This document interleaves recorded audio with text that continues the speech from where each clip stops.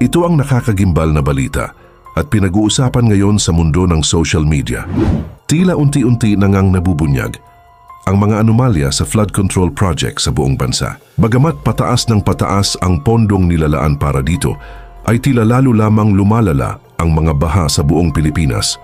Sa 15 contractors na ipinatawag ni Senador Rodante Marcoleta sa kanilang ginawang investigasyon sa Senate Blue Ribbon Committee, ay tila mas marami pa ang hindi dumalo. Kaya naman pinangalanan na lamang nito kung sino-sino nga ba ang nagmamay-ari ng 15 contractors na sangkot sa maanumalyang ghost project sa buong bansa. Ilan sa mga nangunguna sa listahan ay ang Alpha and Omega General Contractor and Development Corporation na pagmamay-ari ni Sara Diskaya. Matatanda ang tumakbo itong si Diskaya nitong 2025 local elections at nakalaban niya si Mayor Vico Soto pero natalo si Diskaya. Kasama rin sa listahan ng Sandwest Incorporated na pagmamay-ari naman ng kongresistang si Zaldico. Sa isang balita, isiniwalat nga ng veteranong broadcaster na si Noli De Castro na sa siyam na gumuhong flood control sa Oriental Mindoro, ang 6 doon ay Sandwest ang gumawa. Sa siyam na gumuho na flood control, 6 doon ay Sandwest ang gumawa. Halos lahat Sandwest hanggang Occidental Mindoro hanggang doon sa Romblon. Ay, nako. Sayang. Hindi, huwag mong ibagsak. Ayon pa nga sa komento ng ilan sa ating mga kababayan, grabe, nakakapanindig balahibo ang makahayop na pagnanakaw ng DPWH, contractors at mga congressman. Ito ang dapat pagtuunan ng pansin at paglaanan ng panahon para malaman ang katotohanan at managot ang dapat managot. Hindi yung gumawa ng grupo na mag-iimbestiga sa mga kaso na purely political attacks. Tapos yung mga nag-iimbestiga may mga tinatagong kabulastugan, rebelde at convicted na pero hindi na ikulong. Grabe. Magugulat ka na lang sa perang pinakinabangan nila. Kinawawa nyo ng husto ang Pilipinas, dapat sa inyo hindi na binubuhay. At narito, panoorin pa natin ang buong video. Parang naglolokohan tayong lahat. Pinapagalitan nyo yung DPWH, pero yung totoo, the corruption starts with Congress owning contractual companies, these construction companies, and getting alleged kickbacks. So, will you call them? Well, ang trigger po for the Tri-Committee to invite anyone, including legislators, including... Now, will you call Zaldico? That's a direct question. I mean, I saw that hearing and actually barraging the DPWH, the agencies, they're not the prime. They're not the masterminds of the corruption here, right? You've seen how the budget is made, kung saan sinisingit, ginagamit ang flood control. The president comes out with a list, so dediretsuhin na kita. Yung Sunwest Incorporated had 79 projects na flood control. They were given 10 billion pesos. Ang founder nun, si Zaldico. Ang High Tone, 61 projects, 4.8 billion pesos. This is on record.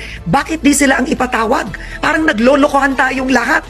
Pinapagalitan nyo yung DPWH, pero yung totoo, the corruption starts with Congress owning contractual companies, these construction companies, and getting alleged kickbacks. So, will you call them? Well, ang trigger po for the Tri-Committee to invite anyone, including legislators, including... Now, will you call Zaldico? That's a direct question. Yes, if he is named as a part of anomalous deals, then he will be asked... No, he is a founder of, he is a part owner, Sunwest and High Tone. Records show it. So, will they be called? And yes. You will call them? Yes, if they are named as part of anomalous transactions relating to infrastructure and flood control projects, then they will be asked to sit before the Tri-Committee and explain themselves. But again, to be very clear, I've seen all of the other documents. I think Congressman Zaldico has already divested himself from West. I mean, Representative Ridon, you and I know that everybody divests themselves, but that is just a matter of record. Divesting means nothing.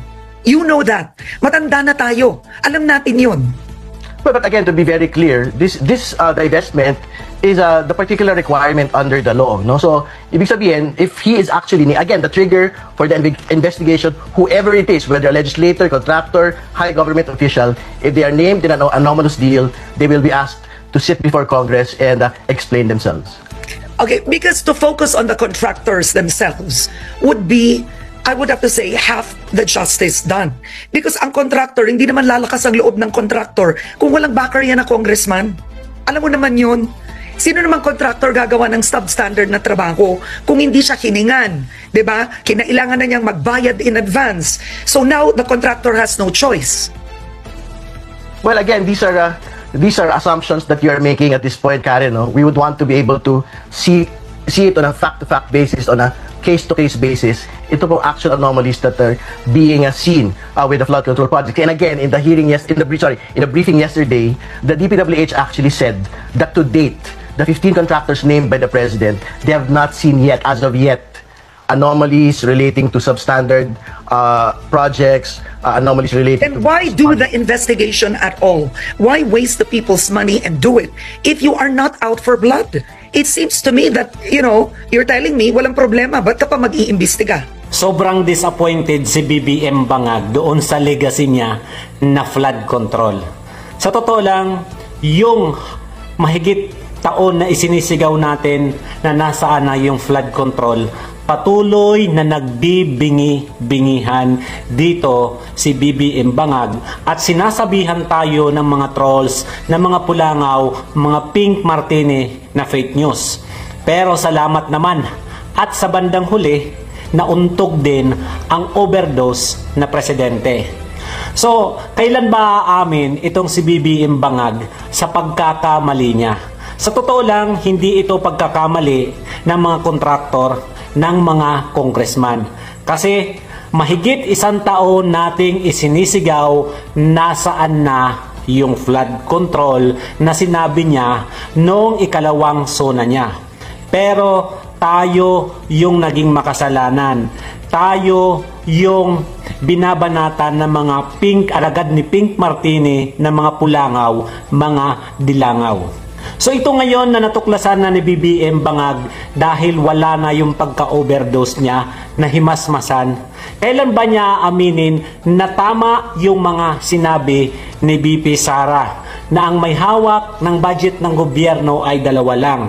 Si Martin Romualdez at si Saldi Buaya. Diba? Si Saldico. So ngayon dahil nalantad na ang katotohanan dito sa mga ghost project sa flood control, hindi ba niya aminin yung pagkakamali niya na sana kung pinakinggan niya si BP Sara, hindi sana ganito yung nangyari sa mga legacy niya. Na kung nakinig lang siya sa pinatutungkulan ni BP Sara na sinasabotahe siya ni Martin Romualdez Buaya at ni Saldico, di ba? Sino ang may hawak ng pera ng gobyerno? Si Martin Romualdez. Ang tagapag-ingat ng yaman ng gobyerno? Si Saldico. Tama talaga yung sinasabi ni BP Sara noon magpahanggang ngayon. So ngayon, lalo siyang pinagtatawanan ni BP Sara. Dahil kahit kailan, hindi siya pinakinggan ni BBM Bangag dahil overdose. Huli na ang lahat, nagastos na ang pera ng taong bayan. Nawaldas na yung pera sa ghost project ng flood control. So sino ang dapat sisihin dito? Si BBM Bangag. Dahil naging pabaya siya sa administrasyon niya. Pinabayaan niya yung tiwala ni BP Sara sa kanya. Sinabihan na siya, pinaalalahanan na siya na tanging mga taong pinagkakatiwalaan niya ang maglalagay sa kanya sa alanganin. Dapat bang makulong yung mga kontraktor? Hindi. Dapat makulong yung mga congressman. Kasi ang mga kontraktor na yan ay yan lang yung mga sundalo. Sino yung mga general dito? Yang mga congressman. Sa totoo lang, malaki ang pagsisisi ni BBM Bangag hanggang ngayon.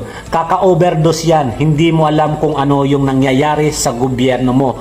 Maraming palpak ngayon nakita mo na at inaamin mo na walang nangyari sa legacy mo dahil lahat ng nilagay at pinagkatiwalaan mo mga buaya at kagaya mo wala ring kwenta. Nung inahabol nyo si BP Sara doon sa 125 million, ang ingay-ingay nyo.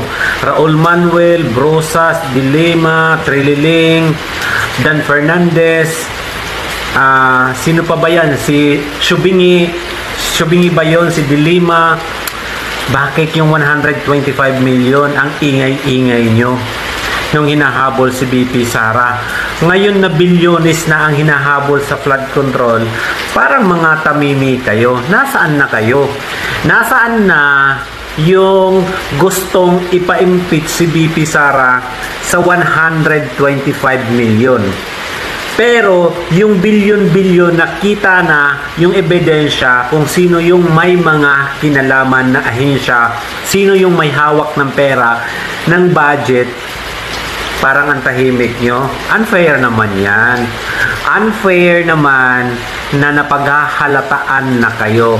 Napaghahalataan na kayo, kaya kayo nag-grandstanding dahil gusto nyong masira ang pangalan ni BP Sara sa 125 million. Pero ngayon nasaan na kayo na bilyon-bilyon na yung pondong nawawala sa flood control? Tahimik na kayo? Nasaan na kaya ang mga dilawan, kakamping, mga pulangaw, makabayang black, si Trillaling, si Ngiwi, si Dilimaw, si Jokno, yung mga madre, yung mga pare na sumisigaw na impeach BP Sara, BP Lustay doon sa 125 million. Dito sa 545 billion flood control project na scam, tahimik kayo at wala kayong sinasabi. Hindi kayo nag-grandstanding sa loob ng Kongreso dahil pinipigilan kayo ni Martin Romualdez, ang Team Pink Martini. Kasi kung hindi kayo nakinabang dito, posibleng magbibida-bida kayo. Kasi yun naman talaga ang mga titulo nyo. Lagi kayong nag-grandstanding pag hindi nyo gusto yung politiko, pag hindi kayo nakikinabang. Ngayon na nasupalpal kayo ni Martin Romualdez ng bilyon-bilyon, tahimik kayo. Hindi kayo nagsasalita. Hindi kayo nagsasalita sa unsihan ng presidente at ni Martin Romualdez kasi nakinabang